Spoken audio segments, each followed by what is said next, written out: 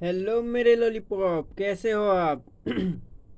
स्वागत है आपका हमारे YouTube channel are revision classes 2.0 पर।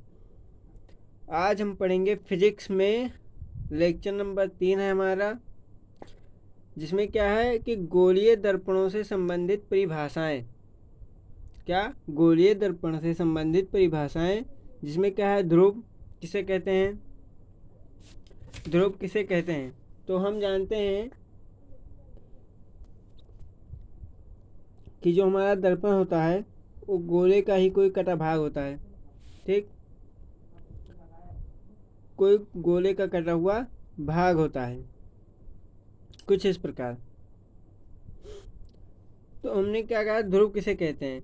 तो गोलीय दर्पण के मध्य बिंदु को, गोलीय दर्पण के मध्य बिंदु को, यानी यहाँ ये हमारा मध्य बिंदु है, इसे हम क्या कहेंगे भैया, ध्रुव कहेंगे। ठीक, तो गोलीय दर्पण के मध्य बिंदु को हम ध्रुव कहते हैं।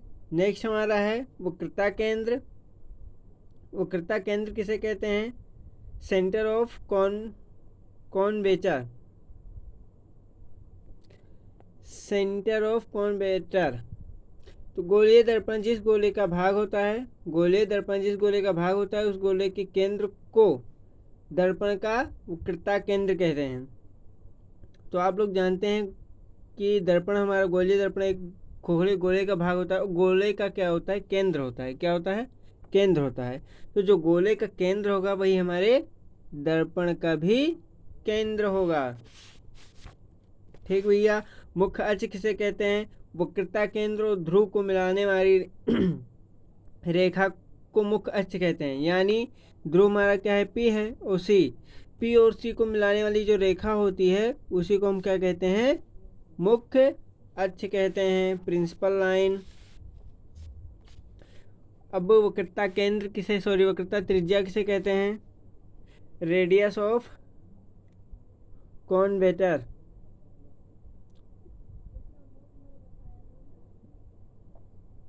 कर्वेटर, सॉरी, रेडियस ऑफ कर्वेटर। गोलीय दर्पण जिस गोले का भाग होता है उस गोले की त्रिज्या दर्पण की वक्रता त्रिज्या कहलाती है। मतलब अब आप जानते हैं कि गोले में अगर केंद्र है तो त्रिज्या भी होती होगी, है ना, गोले में। तो गोले की जो त्रिज्या होगी वही हमारी क्या कहलाएगी, दर्पण की वक्रता त्रिज्या।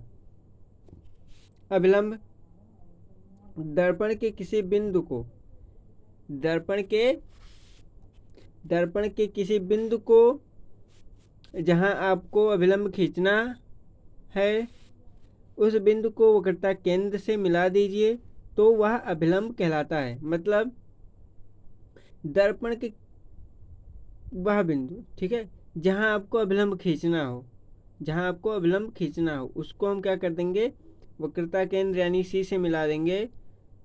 तो जो लाइन हमारी प्राप्त होगी वो क्या कहलाएगी, अभिलंब कहलाएगी। क्या कहलाएगी, अभिलंब। यानी अगर हम इसको यहाँ से ऐसे मिला दें, यहाँ से मिला दें सी से, तो ये लाइन हमारा क्या कहलाएगी, अभिलंब कहलाएगी, यानी नॉर्मल। दर्पण का द्वारक, दर्पण का द्वारक, दर्पण का वह भाग, दर्पण का वह भाग जहाँ प्रकाश किरणें आपतित होती हैं। मतलब ये हमारा मान लीजिए M1 है, ये हमारा M2 है। कह रहा है दर्पण का वह भाग जहाँ प्रकाश किरणें आपतित होती हैं, तो क्या कहलाएगा, दर्पण का द्वारक कहलाएगा। अब जैसे देख लीजिए हमारी प्रकाश किरणें यहाँ से गई, ठीक, तो यहाँ से क्या हो गई, आपतित हो गई। अब अगर प्रकाश किरणें हमारी यहाँ से जाएंगी तो यहाँ से भैया जब जाएंगी दर्पण ही नहीं रहेगा ना, तो जब यहाँ से नहीं पड़ेंगी तो आर पार हो जाएंगी। ठीक, जब दर्पण पर नहीं पड़ेंगी तो आर पार निकल जाएंगी। तो कह रहा है, उसके कहने का मतलब है कि दर्पण का वह भाग जहाँ प्रकाश किरणें आपतित होती हैं, तो प्रकाश किरणें यहीं तक तो आपतित हो पाएंगी। इसी को हम कहेंगे भैया दर्पण का द्वारक। क्या कहेंगे, दर्पण का द्वारक कहेंगे।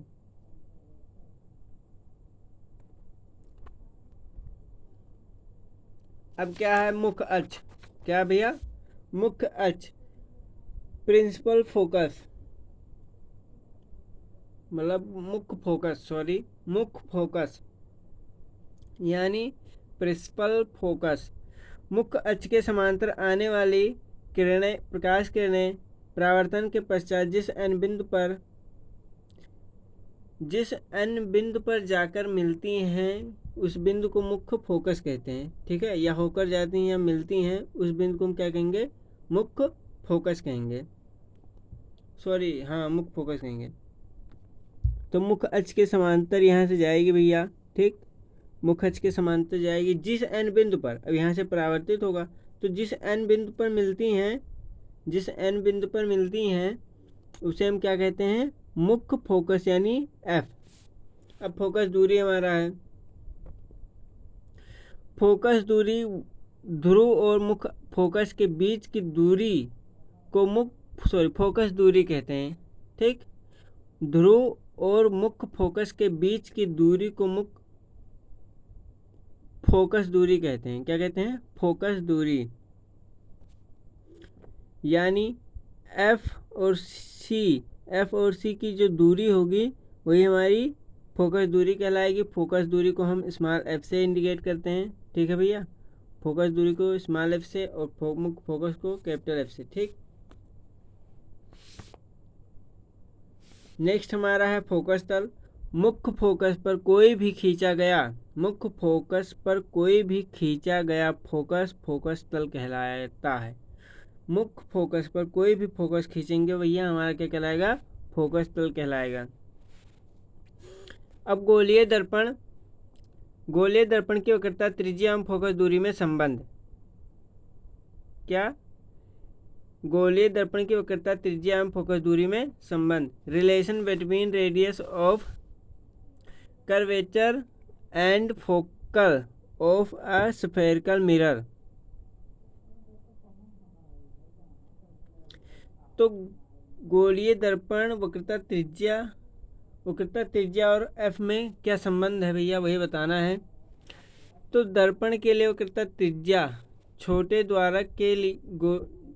द्वारक के गोलीय दर्पण के लिए वक्रता त्रिज्या और फोकस दूरी के 2 गुने के बराबर होती है। मतलब जो हमारा आर होगा, ठीक है भैया, वो फोकस दूरी के बराबर कब होगा? जब हम फोकस दूरी को दुगना कर देंगे तब वो हमारा आर के बराबर होगा। कह रहा वक्रता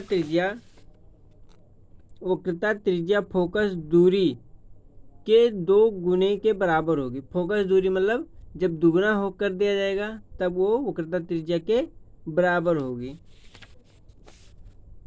अर्थात एफ बराबर हमारा क्या हो जाएगा? R/2। यही हमारा वक्रता त्रिज्या और फोकस दूरी में संबंध है भैया। अब नेक्स्ट है जो वेरी इंपॉर्टेंट है। क्या है? वेरी इंपॉर्टेंट है, गोलीय दर्पण द्वारा प्रतिबिंब बनने के नियम। गोलीय दर्पण द्वारा प्रतिबिंब बनने के नियम ये भैया हम कल पढ़ेंगे। मतलब लेक्चर नंबर 4 में हम पढ़ेंगे गोलीय दर्पण द्वारा प्रतिबिंब बनने के नियम। अगर आपको फ्री का नोट्स चाहिए, ठीक भैया, फ्री का नोट्स चाहिए तो हमारे चैनल को सब्सक्राइब और वीडियो को लाइक करें और ज़्यादा से ज़्यादा शेयर करें ताकि आपको इससे रिलेटेड सारी वीडियो मिलती रहें। और हमारा फ्री के नोट्स के लिए हमारा व्हाट्सएप और टेलीग्राम चैनल को ज्वाइन कर लीजिए, जहां पर आपको बिल्कुल फ्री नोट्स प्रोवाइड किया जाएगा। ठीक है भैया।